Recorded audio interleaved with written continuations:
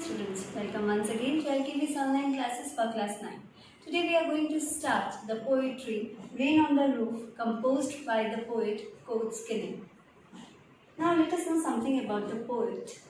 Coates Kinney, if ever the description, the man had a full life, could be levelled at someone, then that man would have to be Coates Kinney. Yes, this person was full of life. During the 19th century, he was at various times a wistful and skillful poet. Sometimes he was sad, sometimes he was full of life.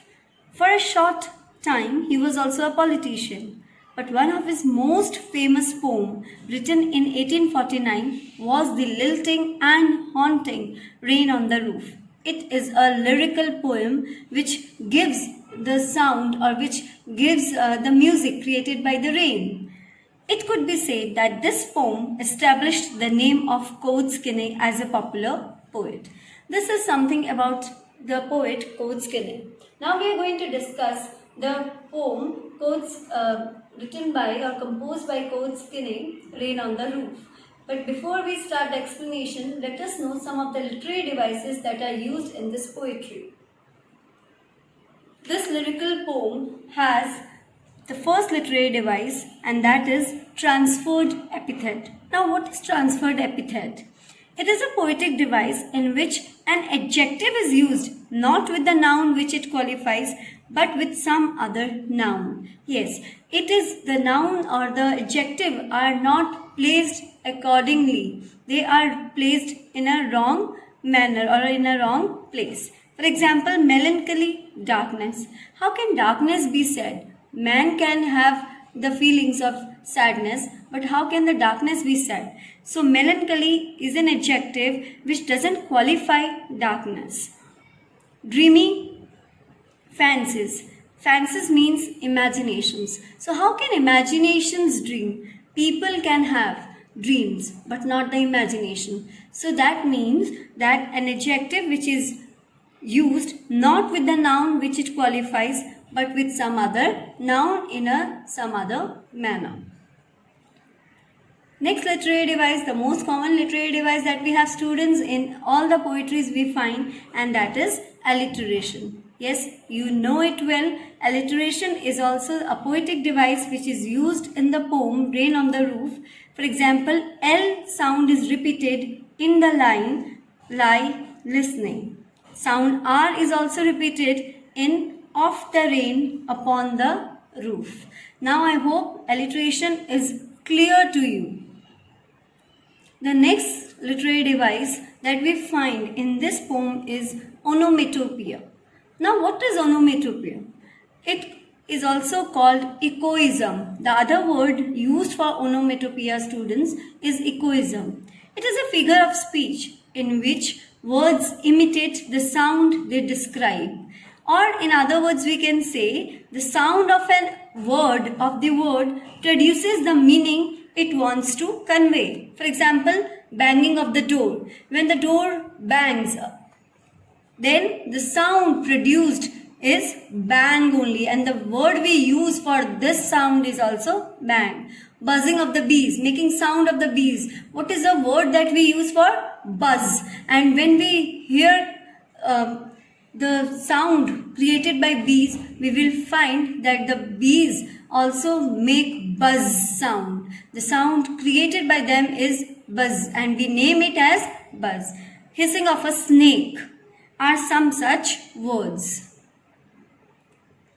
The rhyme scheme that we have in this poem is A, B, C, B, D, E, F, G. This is 8 lines stanza. There are 3 stanzas consisting of 8 lines in each stanza. I hope the literary device and the rhyme scheme and about the poet it's clear to you. Now let us have a detailed explanation of the poetry. When the humid shadows hover over all the starry spheres, and the melancholy darkness gently weeps in rainy tears. What a bliss to press the pillow of a cottage chamber bed and lie listening to the patter of the soft rain overhead, Dear students, this is the experience of the poet, and from the poem, the title of the poem, it clarifies that the poem is all about rain. When there is a rain, then the poet, he lies in his cozy bed and he listens to the sound created by rain. And now what are the feelings that comes in his mind? We are going to read that. See, first of all, let us know the meanings of some of the words used in poetry. Humid, something which is full of moisture.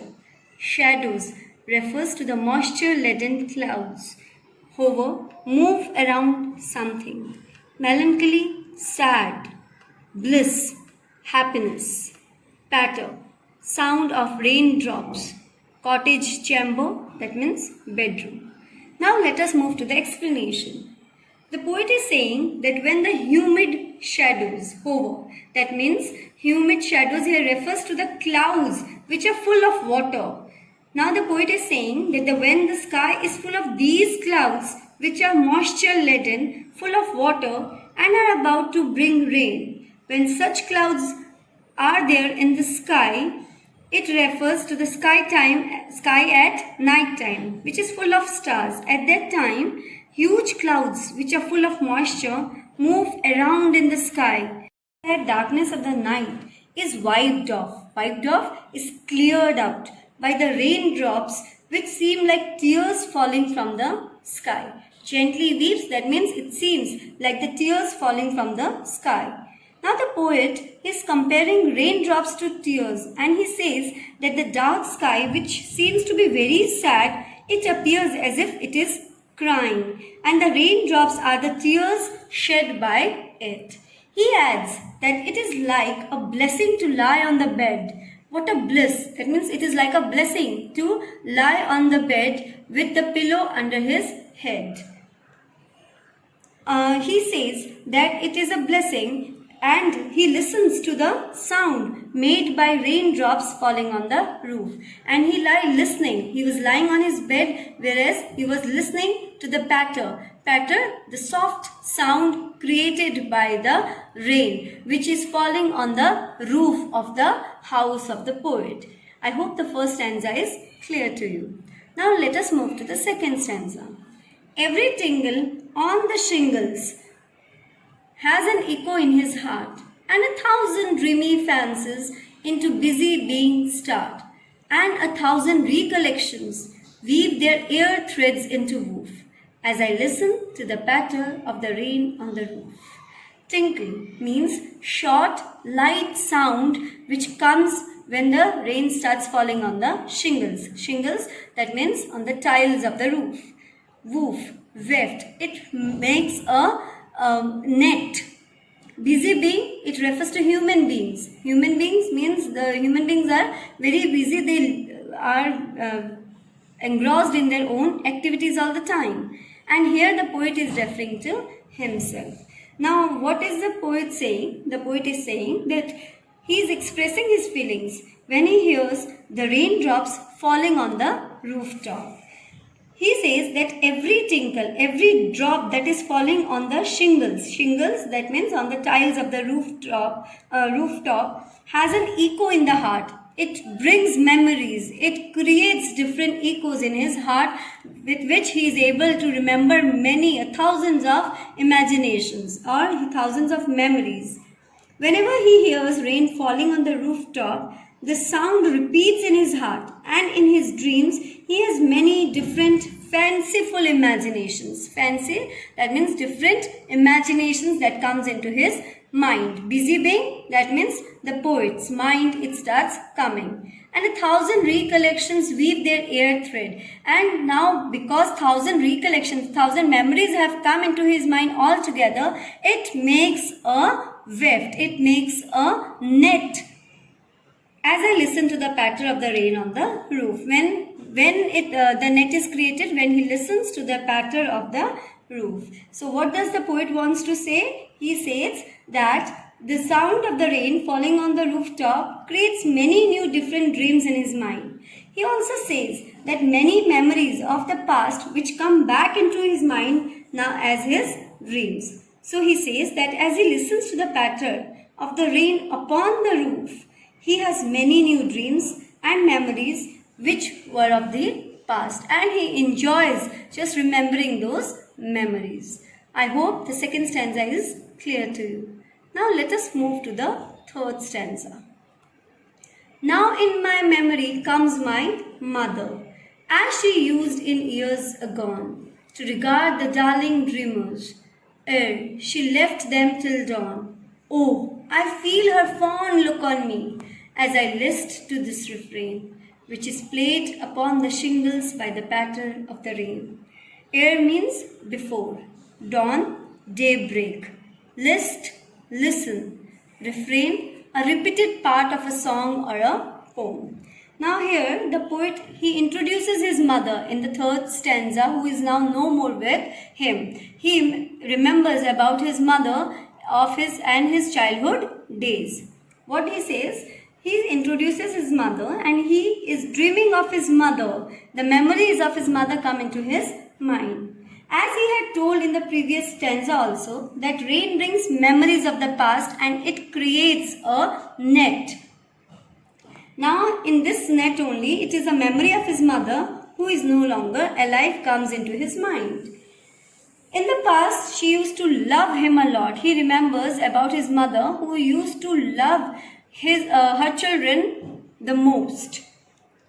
She used to love him. She used to consider him as a darling dreamer or him a darling, and she would let him sleep till daybreak and have sweet dreams. That means he used to sleep comfortably when he was a child in the company of his mother.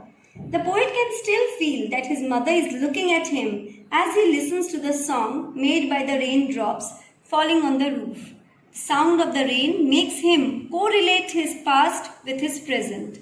That is why the poet is moved by the sound of the raindrops, and whenever he hears the sound, it brings back the memories of his mother and also the past things which are no more now. I hope students, you have understood this poem in a better way. In the three stanzas, in the first stanza he describes how beautifully the rain starts. In the second stanza he says that many memories come into his mind and it creates a net. And in the third stanza he introduces about his mother and he says that his mother is no more with him, but he remembers the way the mother used to love her children.